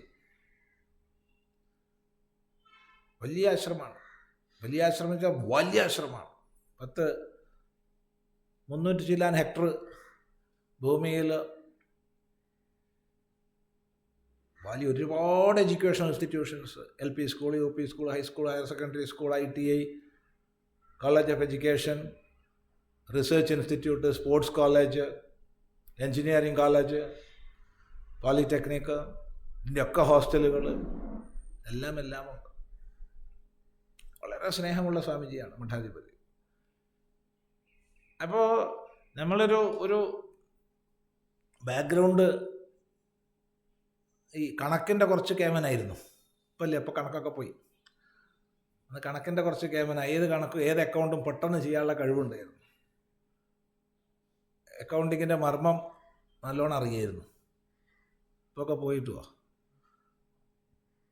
അതുകൊണ്ട് തന്നെ അവിടുത്തെ മഠാധിപതിയുടെ പ്രത്യേക സ്നേഹവും വാത്സല്യവും കൊണ്ട് അവിടുത്തെ സ്വാമിജിയുടെ PA ആയി ചുരുങ്ങിയ ദിവസം കൊണ്ടുള്ള പരിപാടിയാണ്.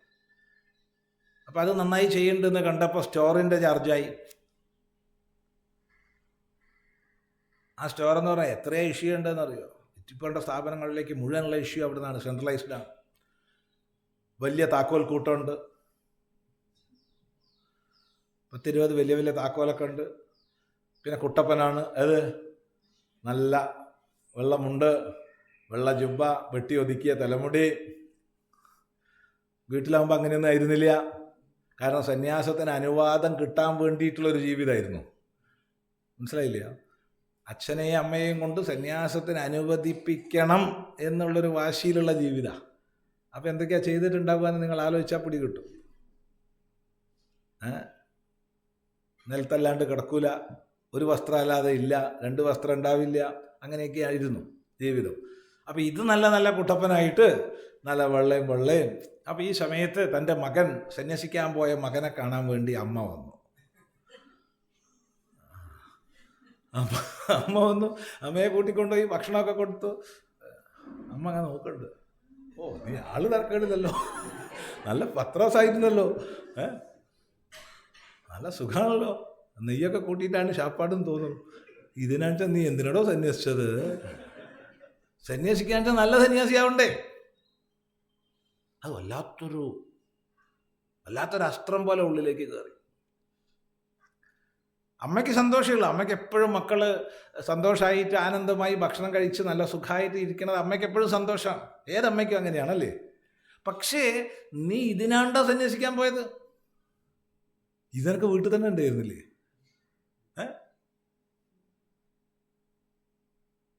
പിന്നെ അവിടെ നിൽക്കാൻ പറ്റിയില്ല.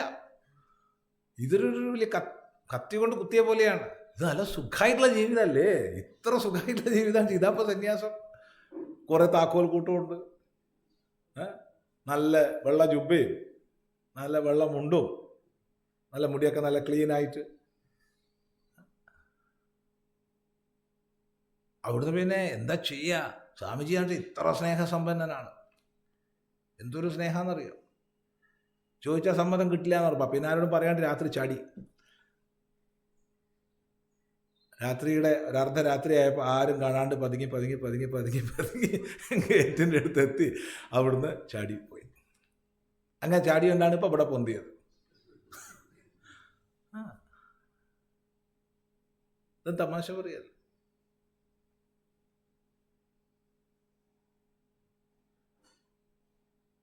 കർമ്മണി അകർമ്മ, അകർമ്മണി കർമ്മ. നല്ലപോലെ ആലോചിക്കുക. അപ്പോൾ ഇത് ഈ അകർമ്മത്തെ മുഴുവൻ കർമ്മമായിട്ട് മനസ്സിലാക്കി വെച്ചിരിക്കുക. അപ്പോൾ എന്തുണ്ട്? യഥാഭൂത ദർശനാർത്ഥം ഉള്ളത് ഉള്ള പോലെ കാണിപ്പിക്കാൻ വേണ്ടിയിട്ട് എന്തായി? തിരിച്ച് മനസ്സിലാക്കിയാൽ മതിയാവും. ഇപ്പോൾ തലകുത്തി നിൽക്കുമ്പോൾ ഒരാൾ ശീർഷാസനത്തിൽ നിൽക്കുകയാണ്. അപ്പോൾ ബാക്കിയുള്ളവർ മുഴുവൻ കുഴപ്പമെന്നാ തോന്നുക. ഒരു അയ്യപ്പ ശബരിമലയിൽ അനൗൺസ് ചെയ്ത കേട്ടില്ലേ? 49 പേര് വന്ന ബസ്സാണ്. എൻ്റെ കൂടെ വന്ന 48 പേർക്കും വഴി തെറ്റിയിട്ടുണ്ടെന്നാണ് മൈക്ക് പോയിന്റിൽ പോയിട്ട് പറഞ്ഞാണ്. എൻ്റെ കൂടെ വന്ന 48 അയ്യപ്പന്മാർക്കും വഴി തെറ്റിയിട്ടുണ്ട്, അവരുടനെ തന്നെ മൈക്ക് പോയിന്റിൽ എത്തേണ്ടതാണ്. നോക്കണേ, ഒരാൾക്കാ തെറ്റിയത്. പക്ഷെ ഇയാളെന്താ മനസ്സിലാക്കുന്നത്? എൻ്റെ കൂടെ വന്ന 48 അയ്യപ്പന്മാർക്കും വഴി തെറ്റിയിട്ടുണ്ടോ? എന്താ ചെയ്യും? ഇതാണ് ലോകം. അതെ. അപ്പൊ അതൊന്ന് തിരിച്ചു വെക്കണ്ടേ? ആ തിരിച്ചു വെക്കാൻ വേണ്ടിയാണ് ഭഗവാൻ പറയണത്, കർമ്മത്തിൽ അകർമ്മത്തെ യാതൊരാൾ കാണുന്നുവോ, അകർമ്മത്തിൽ കർമ്മത്തെ യാതൊരാൾ കാണുന്നുവോ ഇത്യാദി. അതഹന വിരുദ്ധം. അതുകൊണ്ട് വിരുദ്ധല്ലടോ, ഈ പറഞ്ഞതിൽ യാതൊരു വൈരുദ്ധ്യവും ഇല്ല.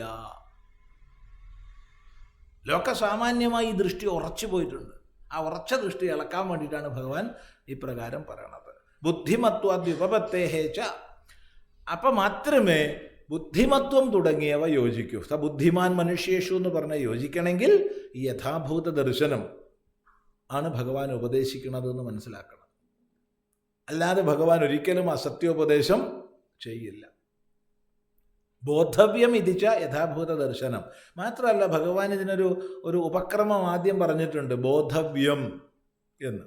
കർമ്മണശ്ച ബോധവ്യം, അകർമ്മണശ്ച ബോധവ്യം, വികർമ്മണശ്ച ബോധവ്യം എന്ന നിലയ്ക്ക് ഭഗവാൻ പറഞ്ഞിട്ടുണ്ട്. അറിയപ്പെടേണ്ടതാകുന്നു. ആ അറിയപ്പെടേണ്ടതാണ് ഭഗവാൻ ഉപദേശിച്ചത്.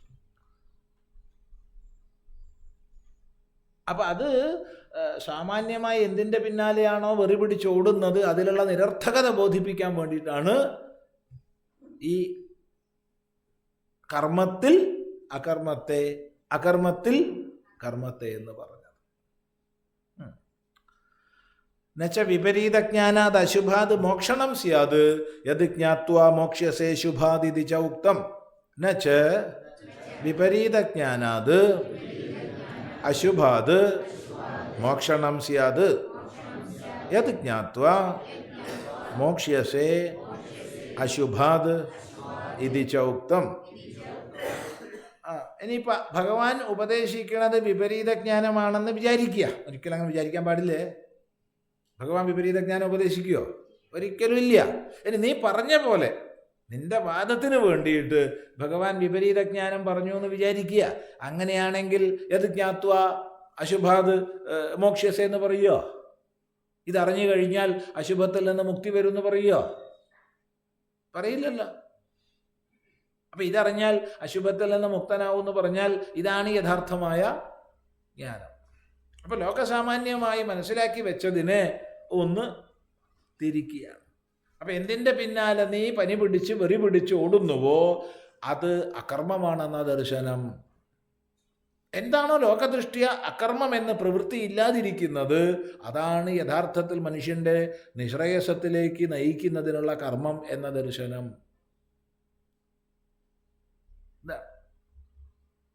കാഴ്ചപ്പാട് അവിടെ രണ്ടാണ്. ഈ കാഴ്ചപ്പാട് ഒരിക്കലും ഒന്നാവില്ല കേട്ടോ, ഞാൻ അതും പറയാം. അതാണ് യാനിഷ സർവഭൂതാനാം തസ്യാം ജാഗ്രതി സംയമി എന്ന് പറയുന്നത്.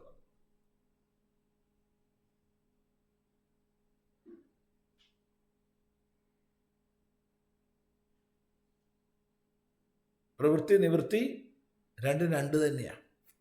രണ്ടും ശ്രേഷ്ഠമാണ് അതത് അധികാരികൾക്ക്. ശരി. തസ്മാത് കർമാകർമ്മണി വിപര്യേണ ഗൃഹീതേ പ്രാണിഭിഃ തദ്വിപര്യേഗ്രഹണ നിവൃത്യർത്ഥം ഭഗവതഃ വചനം കർമ്മണി അകർമ്മയഃ ഇത്യാദി. തസ്മാത് കർമാകർമ്മണി വിപര്യേണ ഗൃഹീതേ പ്രാണിഭിഃ തദ്വിപര്യേഗ്രഹണ നിവൃത്യർത്ഥം ഭഗവതഃ വചനം കർമ്മണി അകർമ്മ യഃ ഇത്യാദി. അതുകൊണ്ട് ഈ കർമാകർമ്മങ്ങളെ വിപരീതമായിട്ട് മനസ്സിലാക്കി വെച്ചിരിക്കുക സാധാരണ ലൗകികർ. വിപരീതമായിട്ടാണ് അപ്പം മനസ്സിലാക്കി വെച്ചിട്ടുള്ളത്. അപ്പം ആ വിപരീതമായി മനസ്സിലാക്കിയതിനെ ഒന്ന് വിപരീതാക്കണം.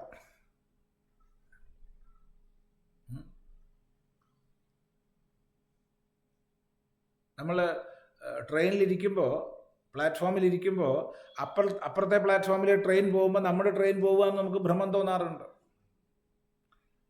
ആ ഭ്രമം മാറണമെങ്കിൽ ഇങ്ങോട്ട് നോക്കാൻ തയ്യാറായാൽ മതി. ഇപ്പുറത്തെ പ്ലാറ്റ്ഫോമിലേക്ക് നോക്കിയാൽ മനസ്സിലാവും നമ്മുടെ ട്രെയിൻ നീങ്ങണില്ല. ഇത് ഞാൻ നോക്കില്ല, അങ്ങോട്ട് തന്നെ നോക്കൂന്ന് വാശി പിടിച്ചാലോ ഒന്നിങ്ങോട്ട് നോക്കിയാൽ പോരെ. പക്ഷെ അപ്പോഴത്തെ പരിഭ്രമിക്കൽ കഴിയും. കാരണം കൂടെ വന്ന ആൾ വെള്ളം വാങ്ങാൻ വേണ്ടി പോയി വന്നിട്ടില്ല, അയാൾ ഇല്ലാണ്ട് ട്രെയിൻ പോയതിന് ഞാൻ എന്ത് ചെയ്യും എന്നൊക്കെ ചിന്ത വരും. വ്യാകുലപ്പെടും ഇല്ലേ? കാരണം വെള്ളം വാങ്ങാൻ പോയ ആൾ വന്നിട്ടില്ല, പുറത്താണ് അയാൾ, ഞാൻ ഒറ്റയ്ക്കായി, ഇനി എന്ത് ചെയ്യും? ചിലപ്പോൾ അവിടെ ഹൃദയാഘാതം വരെ വരും ഈ ഭ്രമം കൊണ്ട്. നല്ല വേവലാതി വരാറുണ്ട്. അപ്പം നമ്മൾ ഒന്നും കണ്ട് നോക്കാൻ തയ്യാറായാൽ മതി. അതിന് തയ്യാറാവണ്ടേ? അപ്പം കഴുത്ത് പിടിച്ചിട്ട് തിരിപ്പിക്കുക, അങ്ങോട്ട് നോക്കടാ. അതാണ് ഭഗവാൻ ചെയ്യണത്. അല്ലാണ്ട് എന്താ? ഓ ഇതല്ല പോണേ ഇല്ലേ? ഇല്ല അതല്ല പോണ, അപ്പുറത്തെ വണ്ടിയാ. ഓ സാരല്ല, അത് കഴിഞ്ഞു, യഥാഭൂത ദർശനായി. വണ്ടി പോണില്ല, അതിനാണ്, വേറൊന്നിനല്ല. തദ് വിപര്യഗ്രഹണ നിവൃത്തിയർത്ഥം ഭഗവതഃ വചനം കർമ്മണ്യകർമ്മ ഇതി. അതുകൊണ്ടാണ് കർമ്മത്തിൽ അകർമ്മത്തെ കാണുക എന്നൊക്കെ പറഞ്ഞത്. നച്ച അത്ര കർമാധികരണം അകർമ്മ അസ്തി കുണ്ടേ ബദരാണി ഇവ ന അപി അകർമാധികരണം കർമ്മ അസ്തി കർമാഭാവത്വാദകർമ്മണഃ. അതഃ നച്ച അത്ര കർമാധികരണം അകർമ്മ അസ്തി കുണ്ടേ ബദരാണി ഇവ ന അപി അകർമാധികരണം കർമ്മ അസ്തി കർമാഭവത്വാത് അകർമ്മണഃ. ഇവിടെ അത് പ്രത്യേകം ശ്രദ്ധിക്കണം. കർമ്മത്തിൽ അകർമ്മത്തെ കാണുക, അകർമ്മത്തിൽ കർമ്മത്തെ കാണുക എന്ന് പറഞ്ഞപ്പോൾ അധികരണം എന്നുള്ളൊരർത്ഥം വരുന്നില്ല. അത് അധികരണം എന്ന് പറഞ്ഞാൽ ഇപ്പം നമ്മൾ കസേരയിലിരിക്കുന്നു, അല്ലെങ്കിൽ പാത്രത്തിൽ പഴമുണ്ട് എന്ന് പറഞ്ഞു. അവിടെ പാത്രം അധികരണമാണ്, ആ അധികരണത്തിൽ ഇട്ട വസ്തുവാണ് പഴം. അതുപോലെ അകർമ്മത്തിൽ എന്ന് പറഞ്ഞാൽ അവിടെ അധികരണാർത്ഥം ഇല്ല. കുണ്ടേ ബദരാണി ഇവ, കുണ്ടത്തിൽ ബദരങ്ങൾ പോലെ. ബദരം എന്ന് പറഞ്ഞാൽ ലന്തപ്പഴം, ബദരം ലന്തപ്പഴം. ലന്തപ്പഴം എന്ന് പറഞ്ഞാൽ ബദരം. ഇതിപ്പോൾ മഹാരാഷ്ട്രയിലൊക്കെ ട്രെയിനിൽ പോയാൽ മതി. മഹാരാഷ്ട്രയിൽ വേണ്ട, നമ്മളെ ഗോവയിലെത്തുമ്പോൾ തന്നെ തുടങ്ങും. ഒരു ഒരു ഇത്ര വലുപ്പത്തിൽ ഒരു മഞ്ഞയും അല്ല എന്താ വെച്ചാൽ അത് ഈ കളറ് നമുക്ക് അത്രേ അറിയുള്ളൂ. എന്താ വെച്ചാൽ അത് ആ കളറുള്ള സാധനം മഹാബോറാണത്. എന്താ അതിൻ്റെ പേര്? അത് തന്നെ, ബേർ എന്നും പറഞ്ഞിട്ട് വരും. സംഗതി ബോറാണ്. ഒരു ചവർപ്പും ഒരു ഇളം മധുരവും ഇളം പുളിയും എല്ലാം കൂടി ചേർന്നൊരു സ്വാദുണ്ടാവും. അതിൻ്റെ കളർ എന്താണോ അത് തന്നെ. അതെ,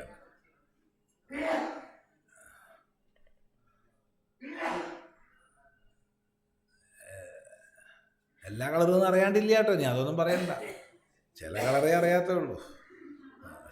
എല്ലാ കളറും അറിയില്ല പിന്നെ വണ്ടി ഓടിക്കാനൊന്നും പാടില്ലല്ലോ. അങ്ങനത്തെ കുഴപ്പമൊന്നുമില്ല. ചില കളറൊന്നും തിരിച്ചറിയില്ല, അത്രയേ ഉള്ളൂ. അപ്പോൾ സംഗതി,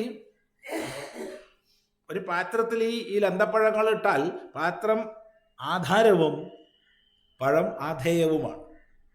ഇതുപോലെ ആധാരാധേയ ഭാവം ഇവിടെ കർമാകർമ്മങ്ങൾക്കില്ല. മറിച്ച് കർമാചരണത്തിൽ അകർമ്മത്വത്തെ കാണുന്നു, അകർമ്മനിഷ്ഠയിൽ കർമ്മത്തെ കാണുന്നു. അല്ലാണ്ട് അധികരണ ഭാവം ഇല്ല അവിടെ. പാത്രത്തിലിട്ട പഴം പോലെയല്ല. മനസ്സിലായില്ല? സപ്തമിക്ക് ആ അർത്ഥം എടുക്കരുത് എന്നർത്ഥം. അതാണ് കർമാധികരണം അകർമ്മ അസ്തി. അകർമ്മം കർമാധികരണമല്ല. കുണ്ടേ ബദിരാണീവ, കുണ്ടത്തിൽ പാത്രത്തിൽ ബദിരങ്ങൾ എന്ന പോലെ. അതുപോലെ അകർമാധികരണം കർമ്മമല്ല, തിരിച്ച് രണ്ടും അങ്ങോട്ടും ഇങ്ങോട്ടും. എന്തുകൊണ്ട്? കർമാഭാവത്വം. അത് കർമ്മം ഇല്ലല്ലോ കർമ്മത്തിൽ, പിന്നെ എങ്ങനെയാണ് അതിൻ്റെ അധികരണമാവുക? അतः വിപരീതഗൃഹീതേ ഏവ കർമാകർമ്മണി ലൗകികൈഃ യഥാ മൃഗതൃഷ്ണികായാം ഉദകം ശുക്തികായാം വാ രജതം. അतः വിപരീതഗൃഹീതേ ഏവ കർമാകർമ്മണി ലൗകികൈഃ യഥാ മൃഗതൃഷ്ണികായാം ഉദകം ശുക്തികായാം വാ രജതം. അതുകൊണ്ട് ഇപ്പം എന്താ സംഭവിച്ചു വെച്ചാൽ, ലൗകികന്മാരാൽ ഇത് വിപരീതമായി ഗ്രഹിക്കപ്പെട്ടിരിക്കുന്നു. ആ വിപരീത ഗ്രഹണം മാറ്റാൻ വേണ്ടിയാണ് വിപരീതം പറയണത്. ഇല്ലേ? അത്രയേ ഉള്ളൂ. ഏതുപോലെ മൃഗതൃഷ്ണികായാം ഉദകം, മൃഗതൃഷ്ണികയിൽ ഉദകം പോലെ. മരുഭൂമിയിൽ വെള്ളം ഒട്ടുമില്ലാത്തടത്ത് നല്ല വെയിലുള്ള സമയത്ത് ദൂരെ വെള്ളമോളം കെട്ടുന്നത് കാണുന്നു. അത് കണ്ട് ദാഹമുള്ള മൃഗങ്ങൾ, മൃഗം എന്ന് പറഞ്ഞാൽ മാന് അങ്ങോട്ട് ഓടുന്നു. അപ്പം അത്രയും ദൂരെ കാണുന്നു, അങ്ങോട്ട് ഓടുന്നു, അത്രയും ദൂരെ കാണുന്നു. അങ്ങനെ വെള്ളമുണ്ടോ? ഇല്ല. ഇല്ലാത്തടത്ത് വെള്ളമുണ്ട് എന്ന് വിചാരിച്ച് വെള്ളം തേടി പോകുന്നതാണ് മൃഗതൃഷ്ണിക. അല്ലെങ്കിൽ ശുക്തികായാമ്പ രജതം, ചിപ്പിയിൽ വെള്ളിയാണെന്ന് തോന്നുക. ഒരിക്കലത് വെള്ളിയായിട്ടില്ല, വെള്ളിയാവുകയില്ല.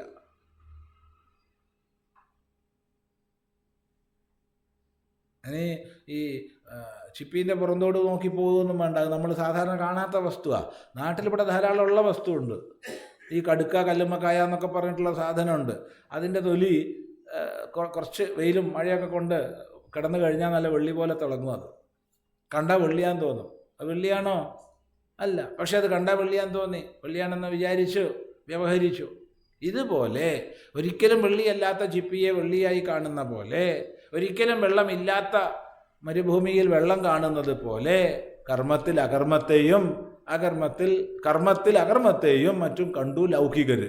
അത് തിരിച്ചൊന്ന് വെക്കാൻ വേണ്ടിയിട്ട് നീ എന്തിനെയാണോ കർമ്മമെന്ന് പറഞ്ഞ് നെട്ടോട്ടം ഓടുന്നത്, എടോ അത് അകർമ്മമാണ്. നിന്റെ ദൃഷ്ടിയിൽ അകർമ്മമായിരിക്കുന്ന നൈഷ്കർമ്മ്യ നിഷ്ഠ, അതാണ് പരമാർത്ഥികമായ കർത്തവ്യം, അവിടെയാ കിടക്കുന്നത് എന്ന് ബോധിപ്പിക്കാൻ വേണ്ടി ഇത്ര പറഞ്ഞു എന്നേ ഉള്ളൂ. ഇതാണ് പരമാർത്ഥം. ബാക്കി അല്പം കഴിഞ്ഞ് പഠിക്കാം.